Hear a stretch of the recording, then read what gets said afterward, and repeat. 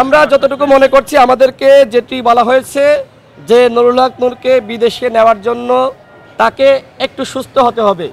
এই অবস্থায় বিমানে তাকে নিলে তিনি আরও বেশি অসুস্থ হতে পারেন। সেক্ষেত্রে আমরা আশা করি যে সপ্তাহখানেকের মধ্যেই নুরুল হক নূরকে দেশের বাইরে উন্নত চিকিৎসার জন্য পাঠানো হবে। আমাদের পক্ষ থেকে আমরা যেটি জানিয়েছি যে নুরুল হক নূরের যেহেতু ব্রেনে আঘাত করা হয়েছে, মাথায় আঘাত করা হয়েছে, সেক্ষেত্রে উন্নত চিকিৎসার জন্য সিঙ্গাপুরে যাতে পাঠানো হয় সেটি আমরা সরকারকে জানিয়েছি। আমাদের দলের আইনজীবীরা তারা ইতোমধ্যে মামলার অভিযোগপত্র তারা রেডি করেছেন। এই ঘটনায় আদালতে আমরা মামলা দায়ের করতে চাই। যেহেতু থানায় এই ঘটনাকে কেন্দ্র করে মামলা নিবে কিনা সেটি নিয়ে আমাদের অনাস্থা রয়েছে। যেহেতু দুই বাহিনীর সদস্যরা এই ঘটনায় জড়িত, সেক্ষেত্রে আমরা এই ঘটনাকে কেন্দ্র করে আমরা আদালতের শরণাপন্ন হতে চাই।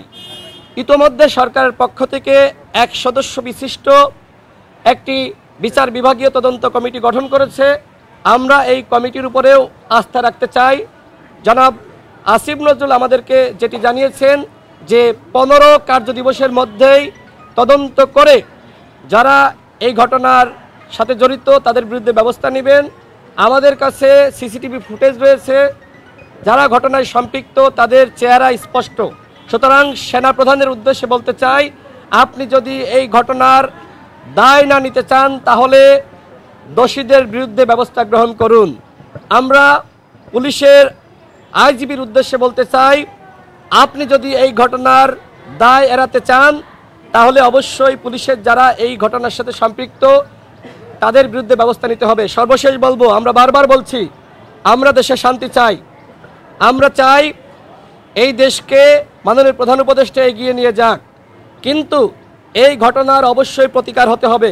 আমরা বারবার বলছি এই ঘটনাকে কেন্দ্র করে আমরা কোনোভাবেই পুরো সেনাবাহিনী এবং পুরো পুলিশ বাহিনীকে দোষারোপ করছি না। সেনাবাহিনী এবং পুলিশের মধ্যে অনেকে আমাদেরকে ভালোবাসে, অনেকে আমাদের সাথে যোগাযোগ করেছে, তারা বলেছে আমরা মর্মাহত, আমরা স্তব্ধ হয়ে গিয়েছি যে নুরুল হক নূর সবসময় গণতান্ত্রিক আন্দোলনে মার খেয়েছে, সবসময় জনগণের পক্ষে ছিল।